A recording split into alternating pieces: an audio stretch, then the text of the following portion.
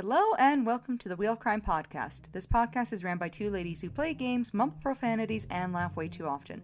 Also, this podcast does cover topics of sensitive nature and as such, listener discretion is advised.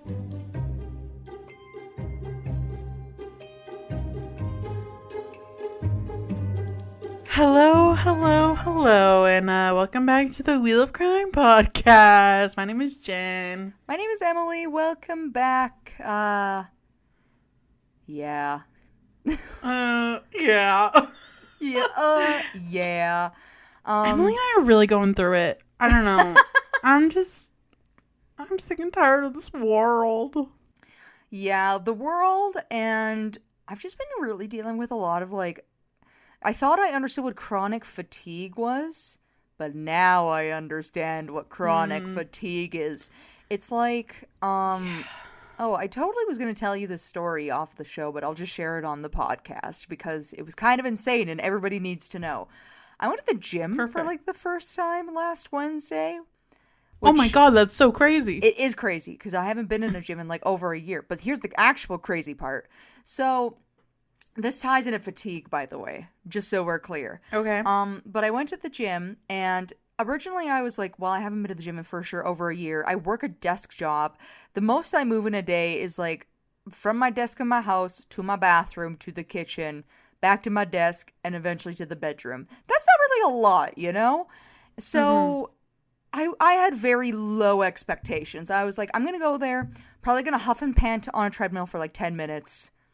Hopefully stretch, maybe see how much weights I can lift, the actual physical weight, and then call it a day. I was thinking in my mind, I was like, I'll be there half an hour, 40 minutes tops.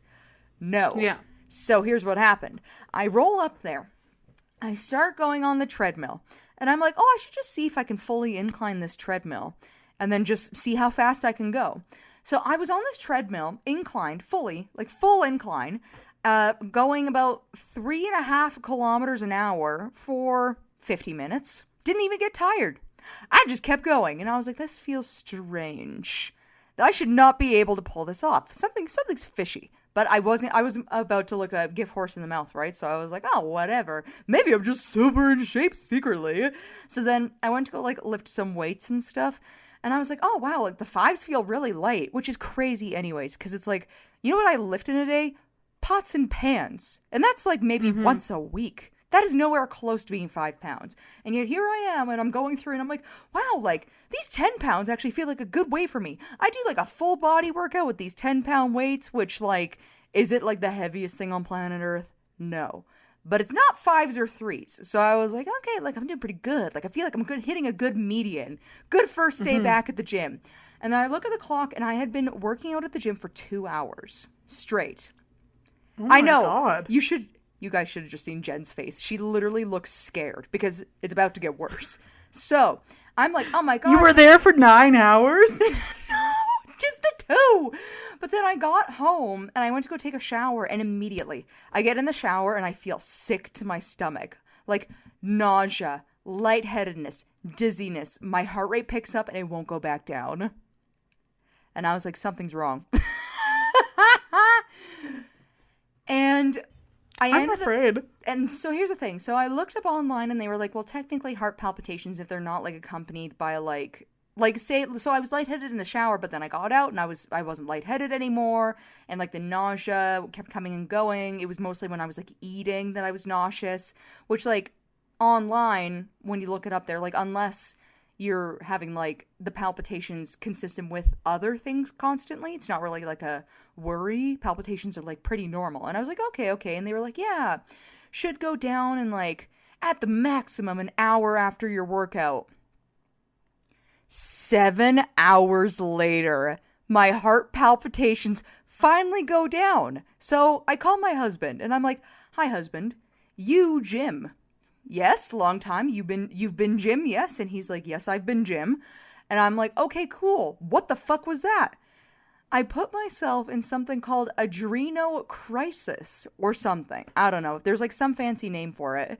Basically, the part where I fucked up was I took a Tylenol the night before, an acetaminophen, And then I only had coffee to drink before I went to the gym the next morning. And apparently what it does is it triggers your adrenal glands and they just keep pumping adrenaline and they don't go back down. And people who are like obsessed with the gym or like old-timey bodybuilders like in the 90s would do that on purpose.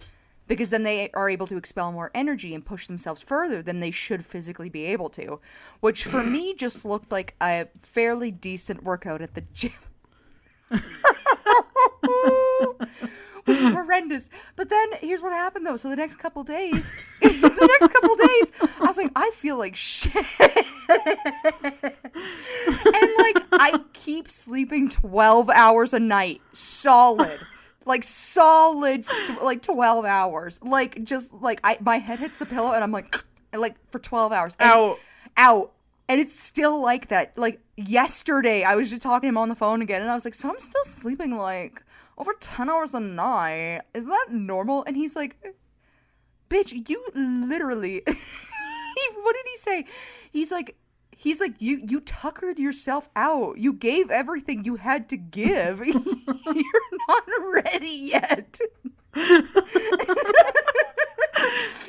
was like, well, I guess that's the thing. It's so stupid.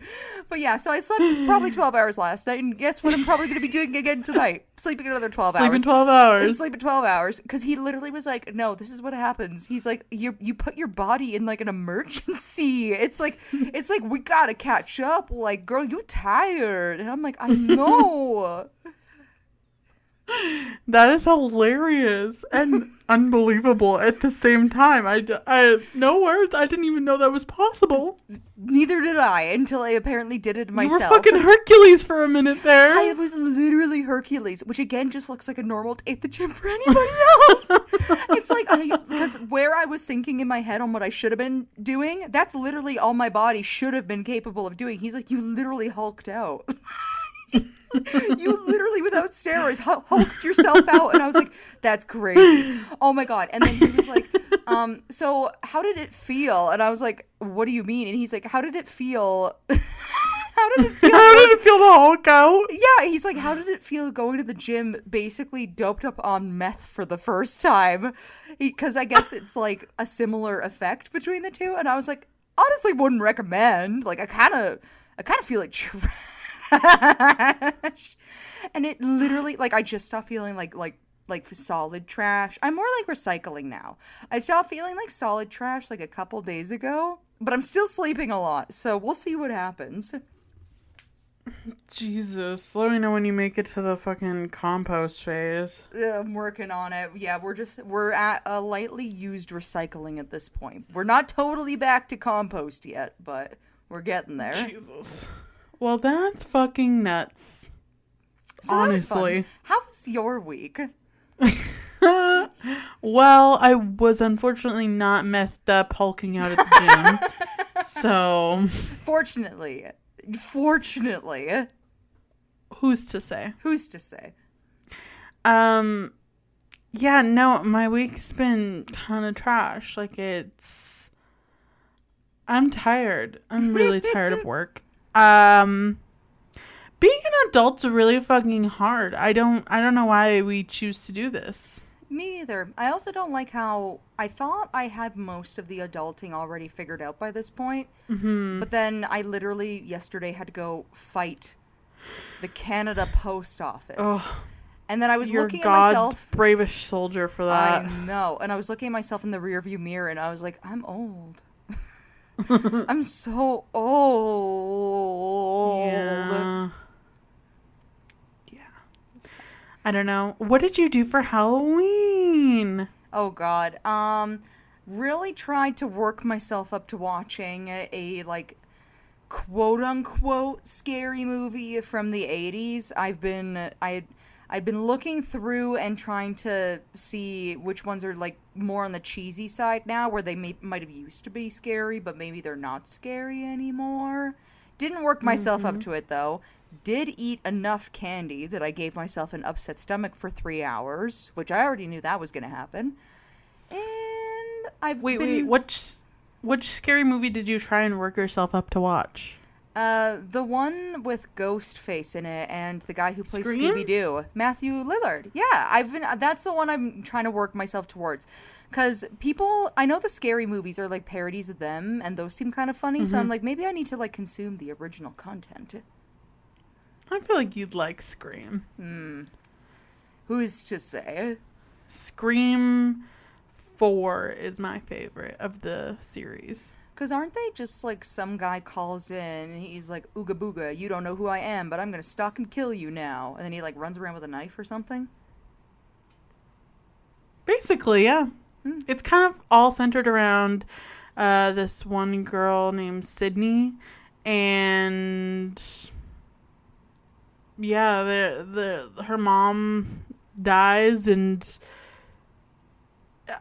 how do I explain this without spoiling anything? And then someone, dresses up as Ghostface and goes oogity boogity with a knife. At least I know my things, you know? I'm well researched. I think you need to watch The Craft and Death Becomes Her. You would fucking love both of those movies. They are on my list. I remember you mentioned it to me. So here's the thing, listeners. Jen likes to make me little like Halloween watch lists, which ends up not working out because I don't consume television. I mean, literally, but also figuratively. So if I'm going to watch a movie, usually it's something I've already seen 100 times, and that might be the only movie I watch for the whole month. But I'm working myself up towards it. I would like to watch either of those ones. I think they'd be neat. I did look them up. Perfect. I watched 31 horror/autonomous films in October, so I'm pretty proud of myself for that. You got me beat by like a lot. By 31? Yeah. Also, I totally forgot. So apparently you should be using this. There's an app that called Fable, and it's kind of like Goodreads, but not just for books, for also television shows and movies. So you can log to see how many you've like read and stuff like that, and then it'll give you a profile depending on like what you consume and like what it thinks you are, and give you similar recommendations and stuff.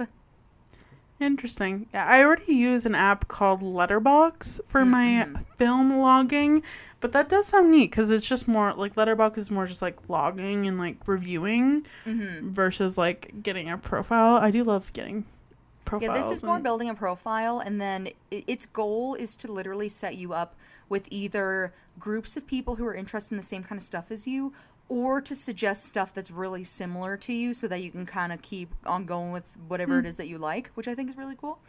And then I ate a bunch of candy. I've been into Reese's Pieces lately, which I'm not a chocolate girl, but I do like a Reese's Pieces.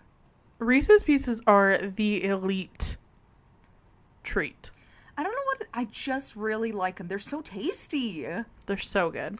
I went through Reese's Pieces phase like a year ago, and I'm kind of Reese's Pieces out because of how many I ate, but still elite. Right. And then the last thing I did for my Halloween was read a Monster Fucker book, because even though I read those year round, it feels like Halloween's like the especially special moment for Monster Fuckery. Yeah, I haven't finished our vampire book. Which I wouldn't expect you to. It's a long book. It's like 500 pages. I'm shocked that I finished it when I did. I'm working through it. I'll finish it in November for sure, once I have a little bit more time. But this month has been crazy. Mm-hmm. As a reminder for our listeners, we were reading The Court of the Vampire Queen.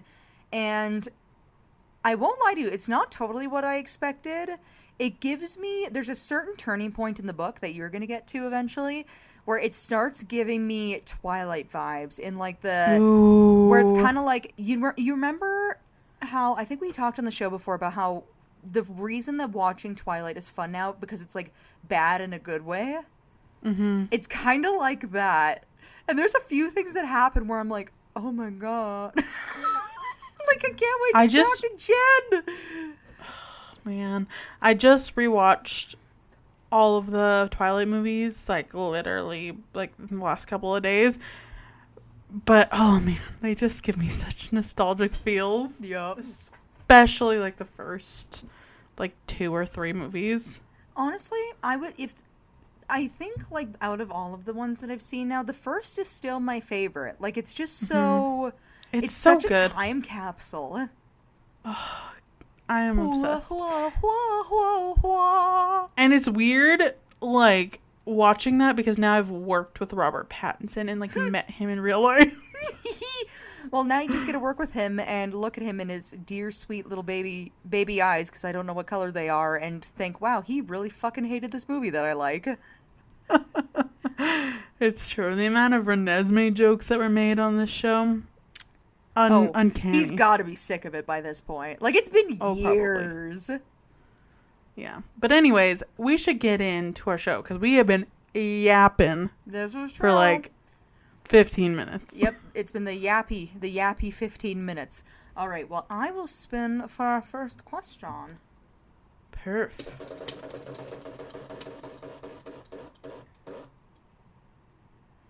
If you could leave a bizarre legacy after death, what would you want? My legacy would to be perform Valley Village and make their prices more reasonable again. That is a bizarre You're welcome, legacy. world. That is a bizarre legacy, but I really desperately crave it. That's a good one. Now You're welcome, world. Oh God, what would I even I'll do? become the CEO of Valley Village. Oh God, and only employ teen boys who don't know what anything is worth. Yeah, and they price everything at 99 cents. Oh, a girl can dream. That would be amazing legacy. You'd literally have a statue made if you did that.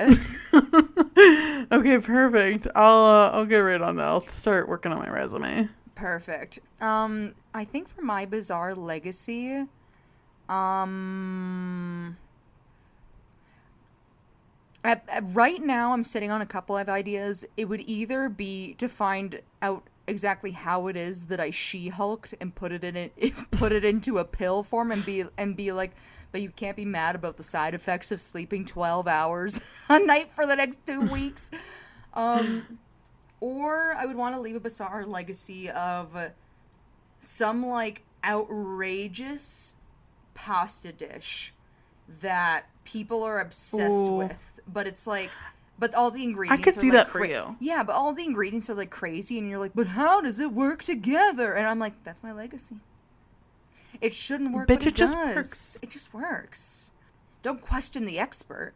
Honestly, I could see that for you. It would be iconic. That would be iconic. It does feel very me brand. It feels right. And then you would have, like, the perfect wine pairing for it. That would be completely unexpected also. 100%. It would be like, oh, like, this is like a cream dish. Clearly, she'd pick a white wine and it's a red. And they're like, holy call the shit. police.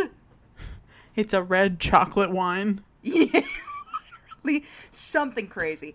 But, I love that for us. Let's spin for the next question. What do you think is, like, the coolest old-timey illness?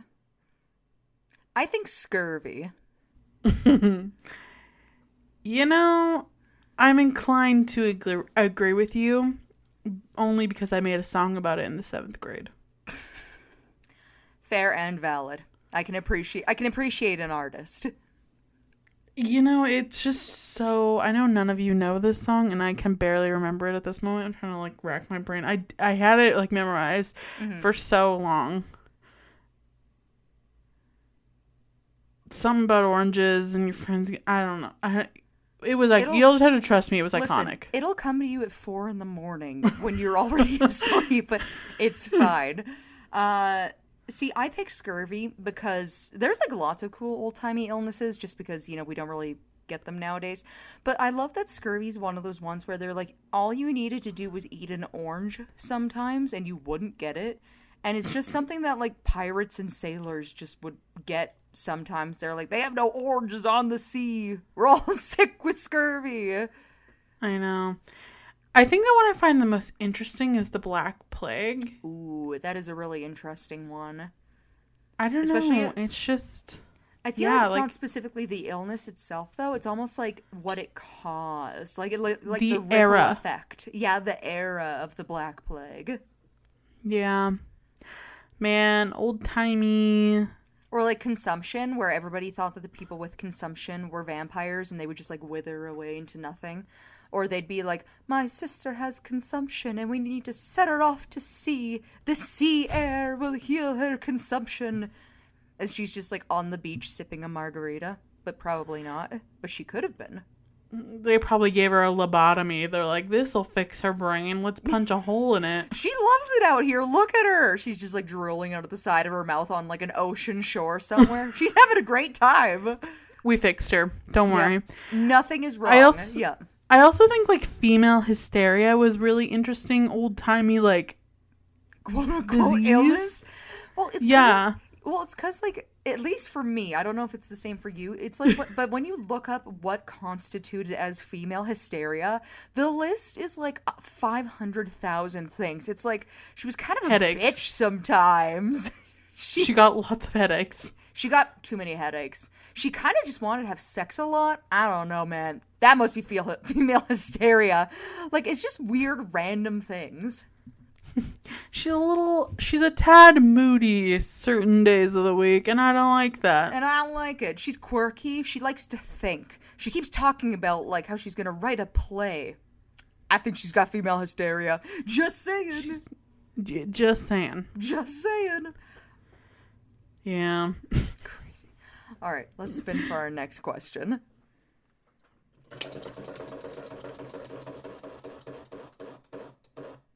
So, which old-time illness do you think you would have died from? For sure, female hysteria. They would have looked at me, an unwed woman, and like I said last week, they either would have thought I was a witch, or they would be like, she's got female hysteria. Put her down. Give her a lobotomy. Yep. I would have to agree with that one, specifically for also what we talked about last week, where I have eclectic habits that border on witchy behavior. I think that one would have got me locked up and like a long time ago. See, here is my opinion on you, Emily, specifically. Let's hear you it. For sure would have contracted the Black Plague, but you would have survived 100%. Yeah, but here's the thing. I wouldn't have just You'd be like, I got this 4 weeks Plague. ago and now I got it again. See, it would be something like that, and then somehow in the middle of that, we'd be like, see, we thought it was just the Black Plague. Turns out, also consumption. And also, I've got the beginning effects of scurvy. And measles. And polio. I've actually got a little sprinkling of everything, but, like, we're going to tackle the Black Plague first and see what happens, and then somehow survive. You would have literally gotten every single illness, survived, and then died because they would have given you like a lobotomy or something. They would be like, she's a witch. I don't know, just take care of it. I'll take it the extra step. So it's like getting everything all at once somehow, recovering from it, getting it all twice, somehow recovering from that again, and then being put into an institution somewhere for being a witch and given a lobotomy and withering away somewhere. That I can see. It 1,000,000% checks out for you. That does. I'm glad that you see me as well as you do. I feel so appreciated right now. I feel so seen. I see you, girl. I see you. Oh, all right. Let's spin for our next question. Well, I guess our last question. Yeah. If someone was to use your body in a ritual, what would it be for? Human sacrifice. I mean, yeah, obviously. But I'm more thinking something like specifically. Like if they wanted to summon something specifically and they had to use specifically your body for it. I don't know. See, for you, 1,000,000% it would be like the devil, Satan himself. They'd just be going full ham. They'd be like, we got a witch. Yep. And we're ready for Lucifer. She literally came with all of her own ingredients. We found them in her house. Let's get this ship going. That, or I guess you could say like the Beast, because I turn into the Beast of Berlin when I get really cranky. Yeah. So I could see that. For you, I don't know though. I was really curious to see kind of what you thought. I don't know. Probably some random essence of workaholic minion of the devil who they're like, you know what?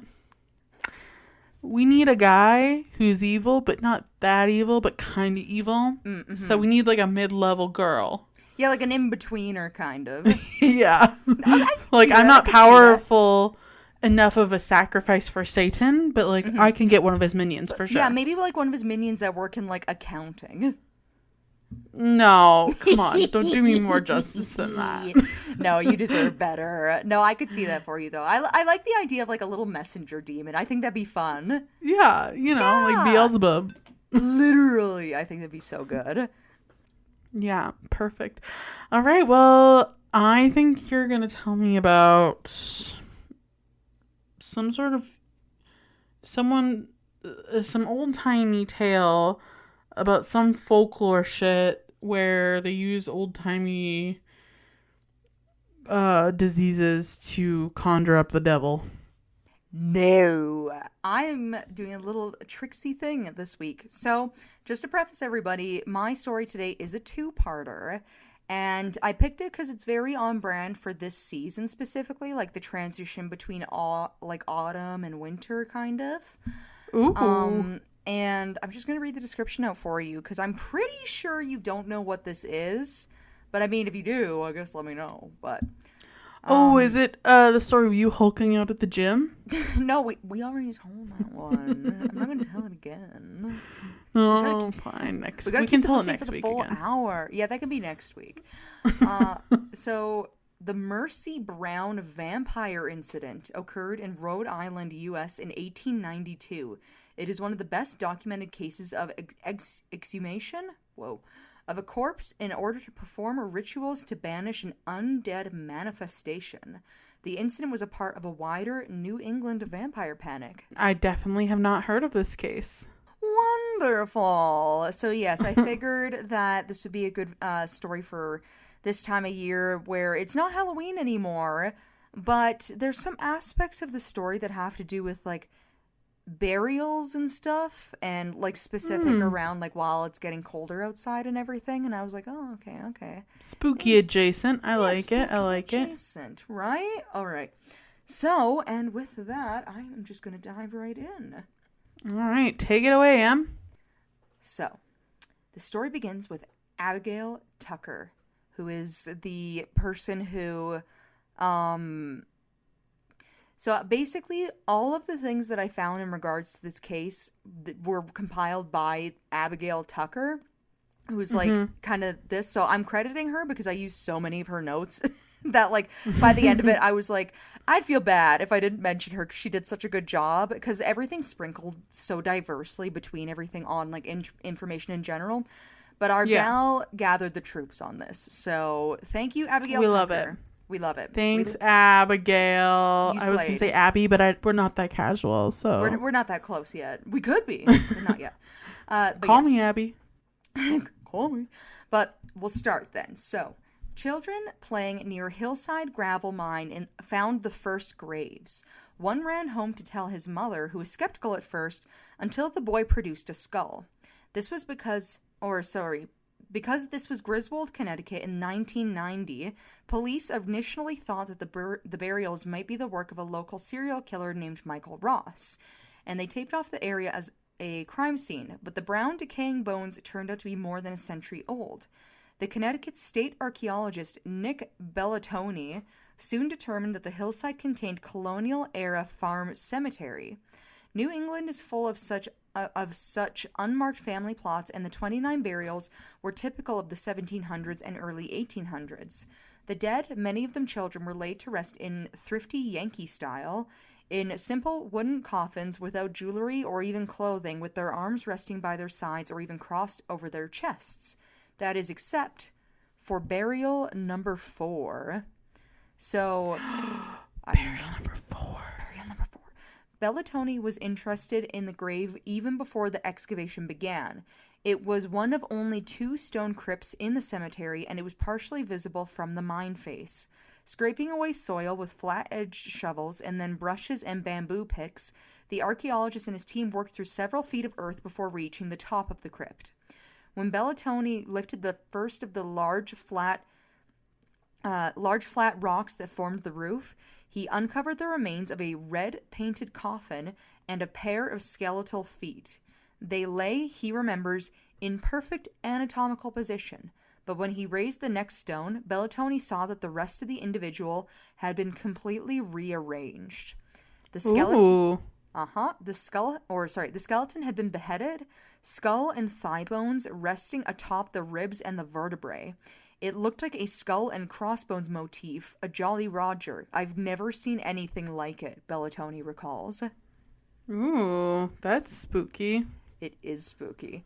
Subsequent analysis showed that the beheading, along with the other injuries, including rib fractures, occurred roughly 5 years after death. Somebody had also smashed the coffin.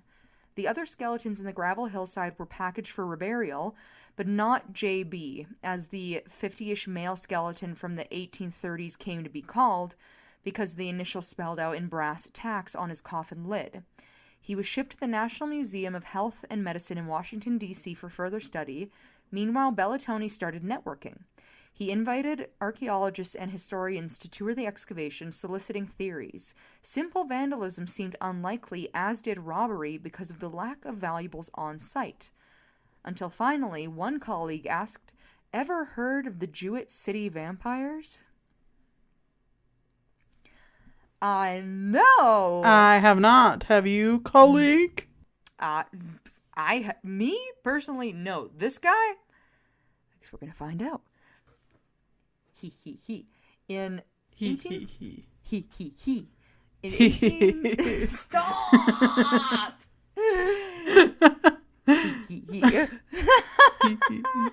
Okay, we're done. We're so bomb. In 1854, in a neighboring Jewett City, Connecticut, townspeople had exhumed several corpses suspected to be vampires that were rising from their graves to kill the living. A few newspaper accounts of these events survived. Had the Griswold grave been desecrated for the same reason? In the course of his far-flung research, Bellatoni placed a serendipitous phone call to Michael Bell, a Rhode Island folklorist who had devoted much of the previous decade to studying New England vampire exhumations. The Griswold case occurred at roughly the same time as the other incidences Bell had investigated, and the setting was right.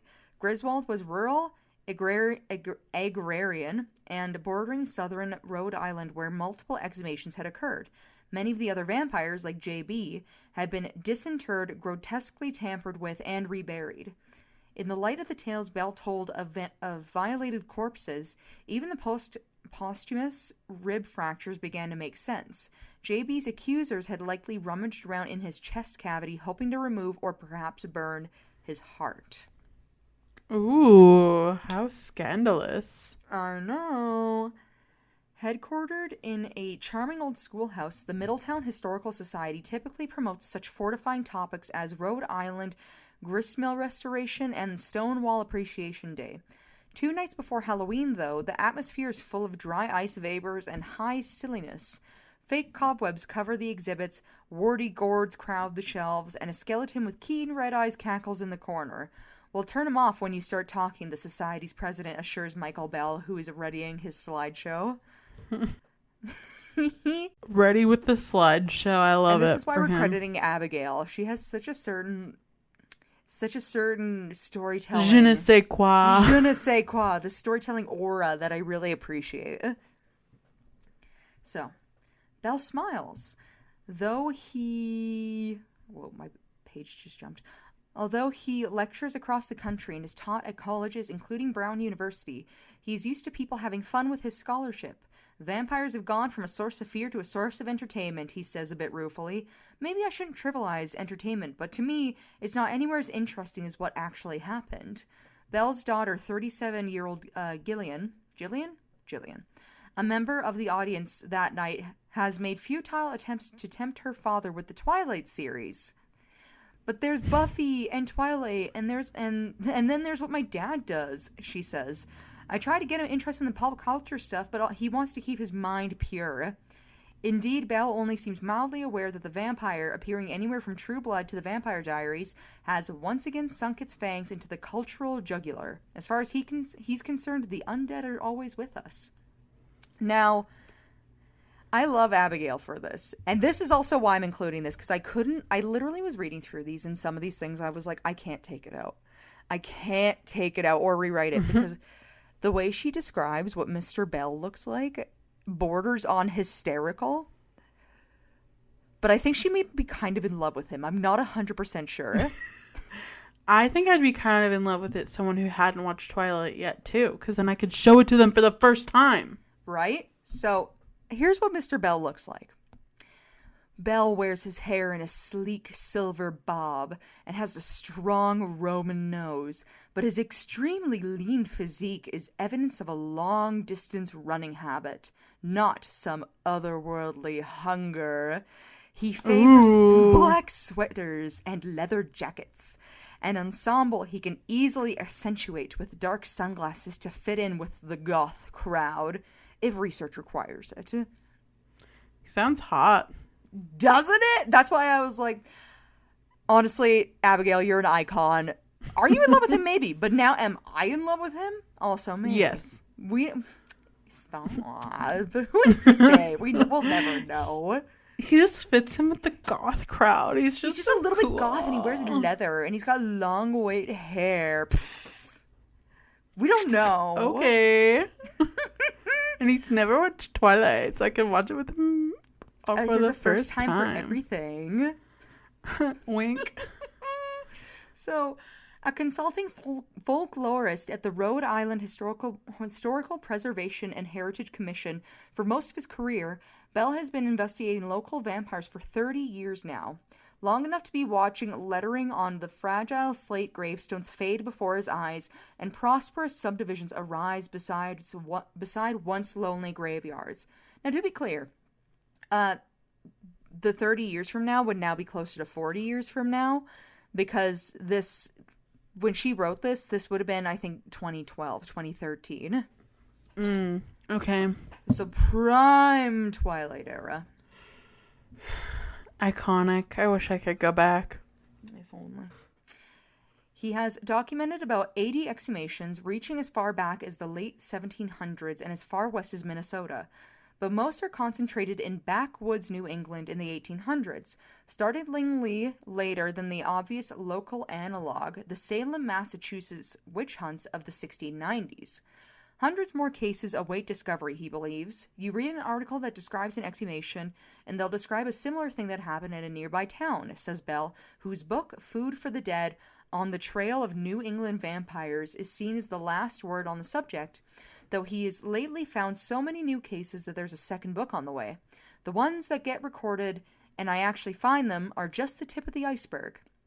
After 2 decades after J.B.'s grave was discovered, it remains the only intact archaeological clue to the fear that swept the region. Most of the graves are lost to time, and even in the cases where they aren't, unnecessary exhumations are frowned on by the locals. And Bell mostly hunts for handwritten records in town hall basements, consults tombstones and old cemetery maps, traces obscure genealogies, and interviews descendants. As a folklorist, I'm interested in reoccurring patterns in communication and ritual, as well as the stories that accompany these rituals, he says. I'm interested in how this stuff is learned and carried on and how its meaning changes from group to group and over time. In part, because the events were relatively recent, evidence of historic vampires aren't as scarce as one might imagine. Incredulous city newspaper reporters dished out the horrible superstition on front pages. A traveling minister describes an exhumation in his daily log on September 3, 1810. The moldy spectacle, he writes, was a solemn sight. Even Henry David Thoreau mentions a exhumation in his journal on September 29, 1859.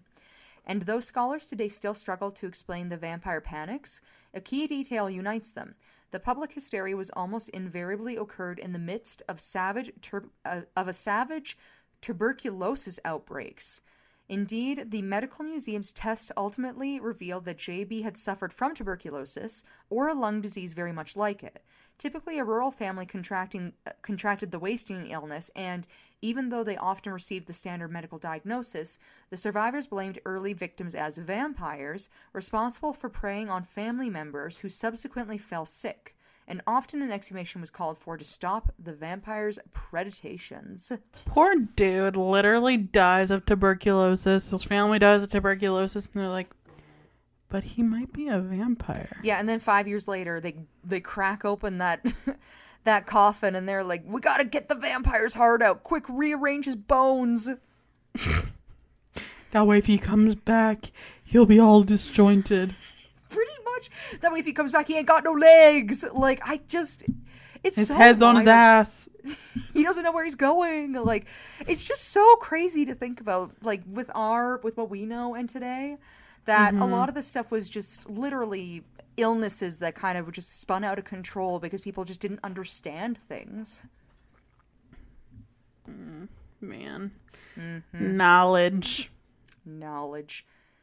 The particulars of the vampire exhumations, though, vary widely. In many cases, only family and neighbors participated, but sometimes town fathers voted on the matter, or medical doctors and the clergymen gave their blessings or even pitched in. Some communities in Maine and Plymouth, Massachusetts, opted to simply flip the exhumed vampire face down in the grave and leave it at that. So instead of, like, taking his legs off, they're like, just flip him upside down. He's not going to know which way to go. He's going to think confused. He's going to think up is down and down is up. We don't need to do anything else. Can you imagine a town vote being held to excavate your bones? That's what I mean. It's strange to think about. I personally, when we both die in 400 years, will come back from the dead as a ghost and be like, listen, she was a witch. We need to excavate. Let's put it to a vote. Well, guys, we gotta dig her up. I know you said you didn't want to do it anymore, but we gotta. And then we gotta flip her upside down. Yep, and we gotta flip them. It'll just disorient her enough that she'll just give up. Give her the burger treatment. She's not gonna know which way she's going. It's a foolproof plan. So they did that, and then in Connecticut, Rhode Island, and Vermont, though, they frequently burned the dead person's heart, sometimes inhaling the smoke as a cure. Which, that sounds a little witchy. Let's take your heart out, burn it, and then just, like, waft the smoke in. Take it in. Because you never know. You could be becoming a vampire and not know. I don't understand.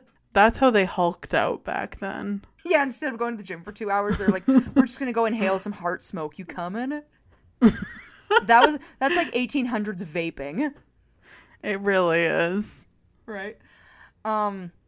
So then in Europe, too, exhumation protocol varied with region, or by the region. Some beheaded suspecting vampire corpses, while others bound their feet with thorns. Which I feel like is something we kind of already have heard and seen, you know? Yeah. So then, often these rituals were clandestine, lantern-lit affairs. But particularly in Vermont, they could be quite public, even festive. One vampire heart was repeatedly torched on the Woodstock, Vermont town green. Yeah, town green in 1830. In Manchester, hundreds of people flocked to a 1793 heart-burning ceremony at the blacksmith's forge. Timothy Mead officiated at the altar in the sacrifice to the demon vampire, who it was believed was still suckling. Jesus, sucking, not suckling. That was me. Was still sucking the blood of the then living wife of Captain Burton. So just to translate that for you, a guy named Timothy Mead officiated an altar of sacrifice to, like, a vampire, the demon vampire, because he believed, or the town believed, that it was sucking the blood of the wife of Captain Burton. So some guy's wife. I just feel like they really had not a lot of options for entertainment because they're probably all illiterate back then. So. And that was it. They were like, it'd be really fun if we sacrificed a heart to the demon vampire. You busy Saturday? Nah, I can't even read a fucking book, dude. I'm free. Yeah, bro, like, I'm so free right now. Television doesn't exist yet. What else am I gonna do? Nothing. Right? So then, an early town historian says it was the month of February and a good slaying. Which, slay. Slay. Bell attributes the openness of the Vermont exhumations to colonial settlement patterns. Rhode Island has about 260 cemeteries per 100 square miles versus Vermont's mere 20 per 100 square miles. Rhode Island cemeteries were small and scattered among private farms, whereas Vermont's tended to be much larger, often located in the center of town. In Vermont, it was much harder to keep a vampire hunt hush-hush. And as satisfying As such many theories are, Bell is consumed by larger questions. He wants to understand who the vampires and their accusers were in death and in life. During his Middletown lecture, he displays a picture of a man with salt and pepper sideburns and weary eyes, a artist's reconstruction of JB's face based on his skull. I start with the assumption that people of past generations were just as intelligent as we are, Bell says. I look for the logic. Why would they do this? Once you label something as just a superstition, you lock off all inquiry into something that could have been reasonable. And reasonable does not always equal rational. He wrote in his doctoral dissertation on African American voodoo practitioners in the South who cast love spells and curses. It's hard to imagine a population more different than the flinty, consumptive New Englanders he studies now, but Bell sees strong parallels in how they tried to manipulate the supernatural.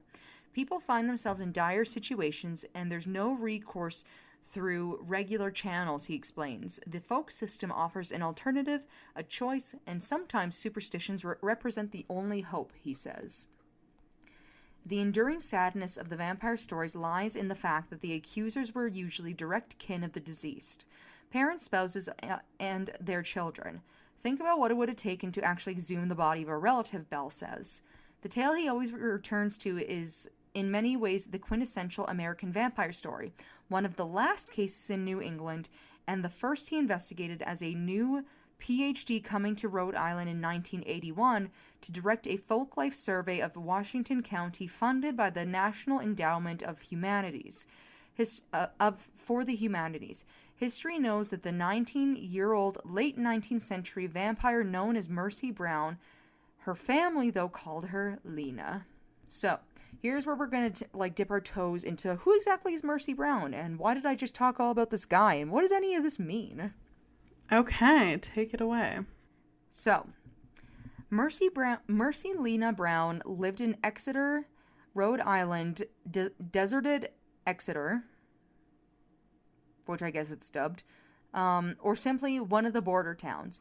It was largely a subsistence farming community with barely fertile soil. Rocks, rocks, and more rocks, says Sheila Reynolds Boothroyd, president of the Exeter Historical Association. That's very unfortunate. That is so unfortunate. Farmers heaped stones onto tumble-down walls, and rows of corn swerved around the biggest boulders. In the late 19th century, Exeter, much like the agrarian New England, was even more sparsely populated than usual. Civil War casualties had taken their toll on the community, and the new railroads and the promise of richer land to the west lured the young men away. By 1892, the year Lena died, Exeter's population had dipped to just 961, from a high of more than 2,500 in 1820. Farms were abandoned, many of them later to be seized and burned by the government. Some sections look like a ghost town, Reynolds Boothroyd says. Boothroyd? I think it's Boothroyd. And tuberculosis was harrying the remaining families. Consumption, as it was called, had started to plague New England in the 1730s, a few decades before the first known vampire scares. By the 1800s, when the scares were at their height, the disease was the leading cause of mortality through the Northeast, responsible for almost a quarter of all deaths. It was a terrible end, often drawn out over years. A skyrocketing fever, a hacking bloody cough, and a visible wasting away of the body. The emaciated figure strikes one with terror, reads one of the 18th century descriptions. The forehead covered with drops of sweat, the cheeks painted with a livid crimson, the eyes sunk, the breath offensive, quick and laborious, and the cough so incessant as to scarce allow the wretched sufferer time to tell his complaints. Indeed, Bell says, symptoms progressed in such a way that it seemed as though something was draining the life and the blood out of somebody. Much like a certain something that we know about. Cough, cough, vampires, cough. Yeah, that checks out. Yep. So people dreaded the disease without understanding it. Though Robert Koch had identified the tuberculosis bacterium in 1882, news of the discovery did not penetrate rural areas for quite some time, and even if it had, drug treatments wouldn't have become available until the 1940s. The year Lena died, one physician blamed tuberculosis on drunkenness and want among the poor. 19th century cures included drinking brown sugar dissolved in water and frequent horseback riding. I wonder if that would cure my mental illness now. Well, we haven't tried. So maybe that needs to be our next day out, is we drink brown sugar water and ride a horse and see if that fixes anything. I'm sure it'll fix everything. I mean, it wouldn't be an 1800s cure if it didn't work, right? Exactly. If they were being honest, Bell says the medical establishment would have said there's nothing we can do and it's in the hands of God. The Brown family, living on the eastern edge of town, probably on a modest homestead of 40 stone acres, began to succumb to the disease in December of 1882. Lena's mother, Mary Eliza, was the first. Lena's sister, Mary Olive, a 20-year-old dressmaker, died the next year. A tender obituary from a local newspaper hints at what she endured. The last few hours she lived was of great suffering, yet her faith was firm and she was ready for the change. The whole town turned out for her funeral and sang One Sweetly Solemn Thought, a hymn that Mary Olive herself had selected. Within a few years, Lena's brother Edwin, a store clerk whom one newspaper columnist described as a big, husky young man, sickened too, and left for Colorado Springs hoping that the climate would improve his health. Lena, who was just a child when her mother and sister died, didn't fall ill until nearly a decade after they were buried. Her tuberculosis was the galloping kind, which meant that she might have been infected but remained asymptomatic for years, only to fade fast after showing the first signs of the disease. A doctor attended her in her last illness, a newspaper said, and informed her father that further medical aid was useless. And in January 1892, obituary was much terser than her sister's. Miss Lena Brown, who had been suffering from consumption, died Sunday morning. As Lena was on her deathbed, her brother was, after a brief remission, taking a turn for the worse. Edwin had returned to Exeter from the Colorado resorts in a dying condition, according to one account. If the good wishes and prayers of his many friends could be realized, friend Eddie would speedily be restored to perfect health, another newspaper wrote. But some neighbors, likely fearful for their own health, weren't content with prayers. Several approached George Brown, the children's father, and offered an alternative take on the recent tragedies. Perhaps an unseen diabolical force was preying on his family, and it could be that one of the three Brown women wasn't dead after all, instead secretly feasting on the living tissue and blood of Edwin, as the Providence Journal later summarized. If the offending corpse, the journal uses the term vampire in some stories, but the locals seemed not to, was discovered and destroyed, then Edwin would recover. The neighbors asked to exhume the bodies in order to check for fresh blood in their hearts. George Brown gave permission. On the morning of March 17, 1892, a party of men dug up the bodies as the family doctor and a journal correspondent looked on. George was absent for unstated but understandable reasons. After nearly a decade, Lena's sister and mother were barely more than bones. Lena, however, had been dead only a few months, and it was wintertime. The body was in a fairly well-preserved state, the correspondent's letter wrote. The heart and liver were removed, and in cutting open the heart, clotted and decomposed blood was found. During this impromptu autopsy, the doctor again emphasized that Lena's lungs showed diffuse tuberculosis germs. Undeterred, the villagers burned her heart and liver on a nearby rock, feeding Edwin the ashes. He died less than 2 months later. So-called vampires do escape the grave in at least one real sense through stories. Lena Brown's surviving relatives saved newspaper clippings and family scrapbooks alongside carefully copied recipes. They discussed the events on Decoration Day when Exeter residents adorned the town's cemeteries. But the tale traveled much farther than they knew. And that is the end of part 1. Oh, what an ominous way to end. Isn't it? It's what I find, it's not funny, but interesting is hilarious. Is that they fed Lena's ashes to Edwin, being like, oh, she's the vampire, she had blood in her heart, we'll feed him the ashes and he'll get better. And he literally died 2 months later. Well, yeah, because they're probably that was probably like a straight injection of whatever fucking disease she had. Yeah, the tuberculosis. And that was the thing, too. The doctor literally that cut her open to, look for blood and all these other things. He opened up her lungs and he was like, there's literally tuberculosis germs in here. He studied it. He looked it up and he was like, yeah, she's got a little bit of the tuberculosis. And then everybody else was like, all right, guess we got to feed Edwin the heart now. It'll be fine. Imagine how different of a story this would be, though, if he got better. Like I said, it's not funny. Oh my God. It's not funny. A miracle cure. Literally, you know? So anyway, but what do you think so far of the Mercy Brown vampire incident? So, like I said, it's a two-parter because I'm going to kind of get into the ripple effect that this had the next time I'm covering a story, because it's juicy. It's a big one. I don't know. It's very intriguing. It is really... You know what? It's honestly iconic that the hot